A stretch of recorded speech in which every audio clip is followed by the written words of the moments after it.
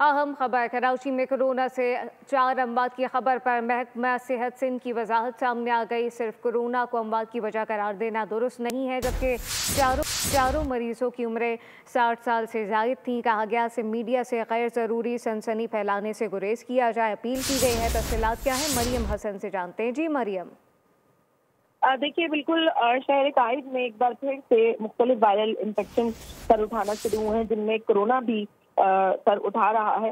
लेकिन शहर कायद में एक खबर चलाई गई थी कि 4 अफराद जो हैं वो जाबाग हुए, जिस पर महकमा सेहत सिंध ने वजाहत जारी करते हुए कहा है कि 60 साल से ज़ायद उम्र 4 अफराद जो है रवा साल जाबाग हुए हैं, जिनको कोरोना समेत मुख्तलिफ किस्म के थे। सिर्फ कोरोना को उनकी जाँ भाग होने की वजह करार देना दुरुस्त नहीं है। यही वजह है कि माहिरीन सेहत समेत महकमा सेहत ने मीडिया से गैर जरूरी सनसनी फैलाने से गुरेज करने की अपील फरमाई है। उसके साथ साथ ये भी कहा है कि तमाम शहरी वायरल इन्फेक्शन से बचने के लिए कोरोना के SOP पर अमल दरामद करें, मास्क का इस्तेमाल लाजमी करें और उसके साथ साथ 6 इंच का फासला रखें। जी मरियम हसन, बहुत शुक्रिया।